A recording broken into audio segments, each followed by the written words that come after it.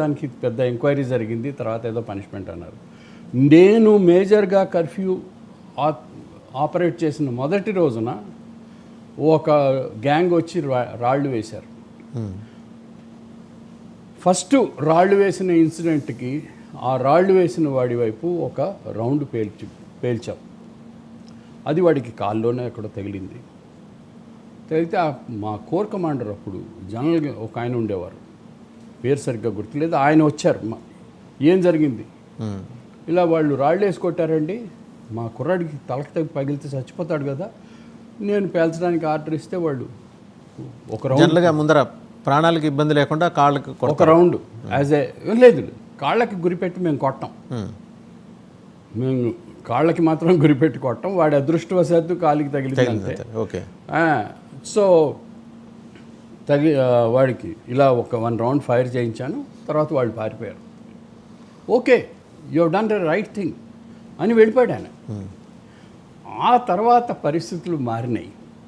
అప్పుడు నేను అదృష్టవంతుడిని, నా మీద ఎంక్వైరీ అది జరగలేదు, లక్కీగా బయటపడ్డాను. ఆ తర్వాత పరిస్థితులు ఎలా మారినాయంటే, వాళ్ళు రాళ్ళేసి మీ తలకాయలు పగలగొట్టినా మీరేం చేయకూడదు, సద్భావన, మీరేం చేయకూడదని. ఎంతమంది జవాన్లు పళ్ళు విరిగిపోయి కళ్ళు పోయి, కొంతమంది అయితే చచ్చిపోయారు ఈ రాళ్ళు దాడిలో. ఆ తర్వాత బీజేపీ ప్రభుత్వం వచ్చిన తర్వాత రియాక్షన్ స్టార్ట్ అయింది. రియాక్షన్ స్టార్ట్ అయ్యేటప్పటికి రాళ్ళు అయిపోయాయి. వీళ్ళు రాళ్ళు ఎక్కడ ప్రొక్యూర్ చేస్తారు సార్ జనరల్గా? రాళ్ళు ఇప్పుడు మీరు వేరే సంబల్ కానీ లేకపోతే వేరే ఊళ్ళ సంగతి తీసుకోండి. ఒక ఊరేగింపు పెడుతుంటే, గణేష్ నిమజ్జనం ఊరేగింపు పెడుతుంటే బాంబేలో రాళ్ళు ఎక్కడి నుంచి వస్తాయండి? రాళ్ళు తీసుకొచ్చి వాళ్ళు పెట్టుకుంటారు, డాబాల మీద స్టోర్ చేసి పెట్టుకుంటారు. మన వాళ్ళేమో ఊరేగింపుకి వెళ్తుంటే జేబులో రాళ్ళు పెట్టుకుని వెళ్ళాలి కదా, వెళ్ళరు. వాళ్ళు రాళ్ళు వేస్తే వీళ్ళు కూడా రాళ్ళు వేసారు అనుకోండి, ఆ రాళ్ళు ఆగిపోతాయి. కానీ అలా వెళ్ళరు.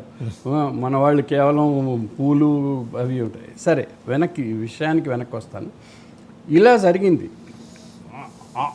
ఇంకా అంటే టెర్రరిస్టులకి ఎంతసేపు, టెర్రరిస్టులకి కానీ యాంటీ సోషల్ ఎలిమెంట్స్కి కానీ వాళ్ళకి మంచిగా ప్రాపకం అన్నమాట.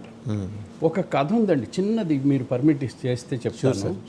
ఒక సాధువు, బౌద్ధ సాధువు అనుకుంటాను, ఆయన ఒక తేలుని, కాలువలో తేలు తేలుతూ వెళ్ళిపోతుంటే చచ్చిపోతుందని చెప్పి రక్షిస్తాడు. ఆయన చేతిలోకి తీసుకోగానే కాటేస్తుంది, ఆ తేలు కాటేస్తుంది. దానికి వ్యాఖ్యానం ఏమిటంటే, ఆయన నైజం ఏమిటంటే ఆ తేలుని రక్షించటం, ప్రాణం రక్షించటం. కానీ ఆ తేలు నైజం ఏమిటంటే కొట్టడం. ఇప్పుడు తేలు ఎవరో సాధువు ఎవరో మీకు నేను చెప్పక్కర్లేదు, అలా జరుగుతూ వచ్చింది. దానికి రియాక్షన్, కరెక్ట్ అయిన రియాక్షన్ బీజేపీ ప్రభుత్వం స్టార్ట్ చేసింది. దానివల్ల ఆర్టికల్ 370 అబ్రగేషన్ వల్ల చాలా వరకు ఇది పరిస్థితి కంట్రోల్లోకి వచ్చింది. కానీ మీరు పెహల్గాంలో చూస్తే, పెహల్గాం ఇన్సిడెంట్ అయిన తర్వాత దాదాపు 1500 మందిని అరెస్ట్ చేశారన్నారు, 200 మందిని ఇంట్రాగేట్ చేశారన్నారు, చివరికి 15 మందిని అరెస్ట్ చేశారు. Sir, did the J&K police carry out these arrest process or did the army? Joint operation అండి.